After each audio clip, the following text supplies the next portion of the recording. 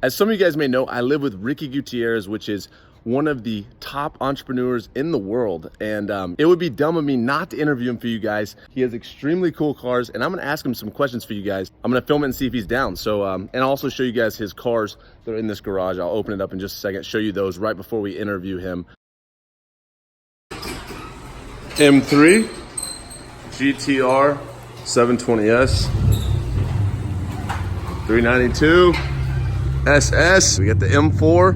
Welcome to my crib. So I just told my audience that I would ask you a couple questions. Whoa. It's our team. It's our team. We're a team. All right, we're a team. Flipping Wheels team. We're a team. So may I ask you a couple questions? We have to put the shirt on, but after that, put the guns away. What's up, everybody? What's your name? All right, guys, so I apologize for that terrible introduction. Please ignore it, guys. I hadn't been feeling good this whole week, but let's just get back to the video. Ricky Gutierrez, my roommate. Tell them a little bit about yourself before I ask you 3 questions in 3 minutes. Okay, so my name is Ricky. I'm 24 years old. I'm known for trading in the stock market, and we run the largest platforms and trading communities on YouTube and Facebook for those who trade in the stock market. Any fun facts? Any fun facts? People usually think that I'm pretty short, and I'm 6'4" flat-footed or 6'5" with shoes. Yeah, you make me look small. So, all right. So you like cars, right? Yeah, not bad. What cars do you have? McLaren 720S, GTR, Porsche GT3 RS, Maserati, and BMW M3 that is under a pending sale. All right. So There's actually a new car that I think I'm gonna go check out tomorrow that no one knows about, but yeah, you haven't even told me. no one knows. Okay. Well, that's a surprise. You might see it on my channel soon. But I'm going to ask you one thing. So quickly, what is your favorite car that you've ever owned? I don't really know. 720S by far. There's no comparison. Okay. So what do you like about it? Just everything. I think performance, right? The way that it looks. I think when it comes down to having and buying an exotic car, regardless of how funny it might sound, it's also for, in a sense, like not just for you to enjoy it, but other people to enjoy it as well, right? And I think it's so cool. Like I've done it multiple times where I'm driving around, kids will come up and like love the car, and I open up the doors, open up the front, and then let them sit in it and stuff like that.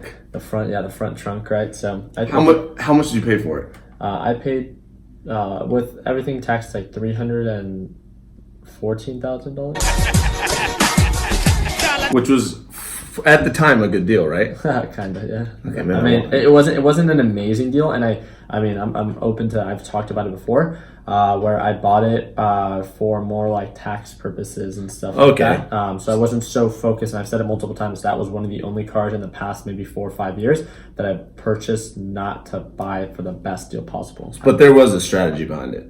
Yeah, I mean, there's an incentive for tax. taxes. Okay, cool. So moving on to number 2, which I don't really know, is what's the most you've made off one vehicle? Like, what has been your best profit? Well, I guess they're percentage-wise, or you can answer. Percentage-wise, it would have to be like lower-end vehicles, right? Being able to like double your money. So we've talked about it multiple times, where you can go from like 1,000 to 2,000, or even from like 1,000 to 1,500 is very common. With none of the very expensive cars that I've purchased, It's about impossible to double. It's very difficult, right? Even with trying to have a huge focus on getting something for a good deal. The Audi R8 I bought it for pretty cheap, like 57, and sold it for 61.5 within 48 hours. That's good. And that was a lot of fun. I bought the McLaren MP4 12C, which was my first like supercar, and I made about 15,000 on that one. But again, it's $100,000 car. Correct. And yeah, I've had like GTR 06s that I've broken even on after having them for like a year or 2 years, and yeah. So I when it comes down to like, not that I don't care about the money with like the cars, but I have so much of a larger focus in breaking even. That's kind of my mentality, where I'll try my best to either break even or make a little bit of profit, or minimize the amount of money that I can lose. And I think that's the beautiful thing about what we do, is that once you get to a point that, you know, you don't necessarily need to make money off every car, it doesn't mean that you can just throw your money away, right, but that you do it in an effective way. So it's again, that calculated risk. So what are some tips that you would give when like finding a good deal? I think that's a very open-ended question, and people always ask, well, like, how much would you buy a 2005 Honda Civic for? we're very familiar with it. All has to do with the demand in your area. So being able to dedicate time to understand how to do your own due diligence and understanding what people in your area are willing to pay for something in a good condition, for something in an excellent condition, and for something in a very poor condition. And once you understand that price range, then you can determine, you like, if I were to ask you, hey, would you buy my iPhone X for $10? You'd be like, of course, because you have, in a sense, like an understanding. But when people ask about these specific cars, people don't view cars as investments. They view them as depreciating assets. And I think in the traditional aspect, they can be viewed that way.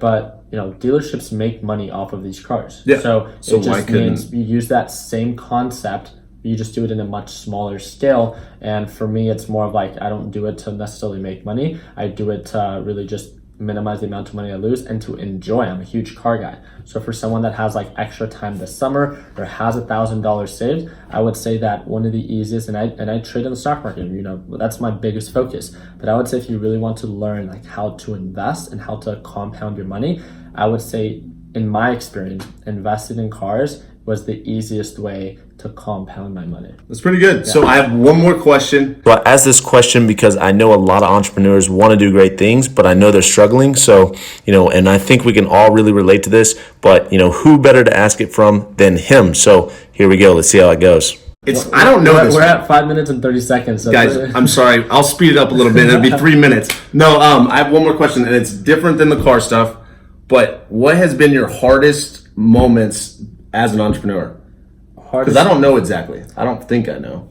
It would have to be, and I've been so blessed that I haven't had any really family issues or health issues, and I feel like that those are extreme moments that I think it takes a very unique individual to overcome. My hard moments are, I was someone that was in a relationship and dedicated what I saw a big part of my life to this individual or to her, and she was amazing. I just ended up seeing so much more value in my business and what I was doing and my time spent with that I decided to drop that. And obviously at moments being an entrepreneur and when things you weren't really, I don't think I knew you during that time, but there were moments where my schedule, I did everything that Justin and Ish and Michael and all that helped me out with and what you helped me out with, but it was just me. So I was going to school full-time, I was working full-time or part-time at that time, and my days were set in 5 or 10 minute increments because of how busy I was.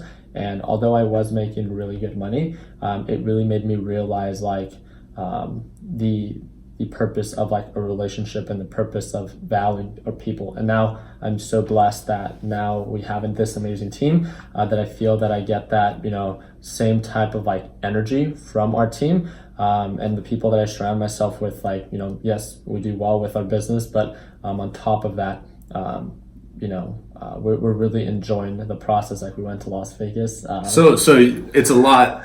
So the hard part was just trying to find that how do you word that? I think it would have to be a balance. It's a first world problem for sure. So it comes down to the idea that you can begin to focus on your happiness once you have the core foundations built, right, or established. When you're struggling to pay rent, when you're struggling to provide food on the table, when you're struggling to just to do the very basic things, right, you're not worried about being happy because you're so busy just trying to stay afloat. So I'm very open-minded in that aspect, that my issues were very first world problem related, and I understood that, and I was just it sucks. I was depressed, and I questioned if it was even worth it. But at the end of the day, I decided to take initiative, focus on my business, drop my relationship, and I still think that's one of the best decisions that I've made in my life. And I feel the relationship that I had with her and how she molded me as an individual is something that I can't thank her enough for. We don't talk anymore, but I still think that she's a great person. I think that's really cool. So you are a human. Yeah. He's not a machine, guys. He's not a machine. No, I wanted to ask that because I feel like that's really relatable with a lot of people. Yeah. In anything. I think that, you know, the times that I've like seen the most like real struggle with is being able like to see when the market crashed and the real estate bubble popped, and seeing my parents struggle like financially, and seeing how that had an impact in their relationship for two individuals that I idolized because of how in love that I saw them to be. And I was like, wow. Money does have an effect in a relationship. Yeah. And it's not because like, oh, like, you know, like, oh, she wanted a certain amount or a certain lifestyle. It's like, there's always food provided at the table or on the table, but there's certain decisions that were being made that, you know, my dad wanted to make and that she didn't agree with. And it clashed, right? And I saw that and I just was like, I want to work as hard as I can.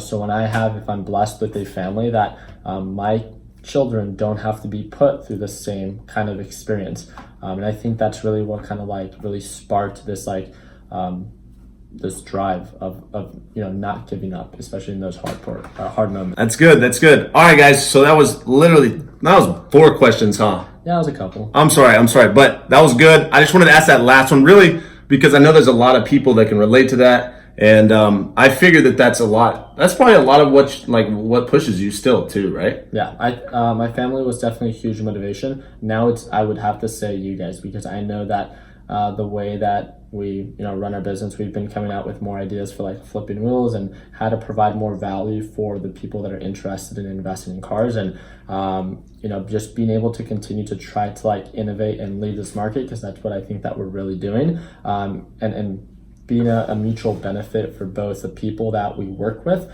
is something that now really I think instills so much drive in me, is that I'm not doing it for myself anymore. I'm trying to do it so we all build a future that, you know, we can enjoy. So. Yeah. Well, I really appreciate it, Ricky. Yeah. Ricky Gutierrez. If you guys don't know, you can click his YouTube channel. It'll be what? What should we do? Let's do the second link in the description, and we're going to have extra time this weekend. So if you guys want to jump on a call, we'd love to talk to you. I'll jump on a couple of the calls. So if you guys want to learn a little bit more about investing in cars, again, it's not going to be like something you have to pay for or anything of that sort. You know, if you're interested in flipping wheels and we have that 30-day challenge, we'd love to talk to you about it and kind of get a better understanding. So if you're within the United States and you've ever wanted to maybe learn a little bit more about investing in cars, dedicate like 2 minutes. Click the first link in the description and learn a little bit more about how we can jump on a call, and you know, this one little action can be something that can maybe one day lead to a huge result. So appreciate you guys this time. I'll see you guys. Oh, he's always got someone calling. Hello? Oh my gosh. Yeah. All right, see you guys. All right, guys, so that is pretty much it. You guys know about him, I would assume, probably, if you follow me. If you don't, he has cool cars like the 720S. He has a GTR. He has a GT3 RS Porsche in that garage. There's the M4 there. But thank you guys again so much for watching. You stayed till the end. I really appreciate it. Like we said earlier before, if you guys want to learn what we do, how we don't lose money on cars like these, click the first link in the description. Jump on a free phone call with me and him. We love to talk to you guys. We love to hear your situation. We love to hear, you know, what your goals are, what you want to do, and we would love to contribute in any way that we could, just to maybe even spark some interest and motivate you just a little bit more on how, you know, you guys can do the same thing that we do on a daily basis. But again, thank you guys so much for watching, and like always, I will see you guys in the next video. Peace.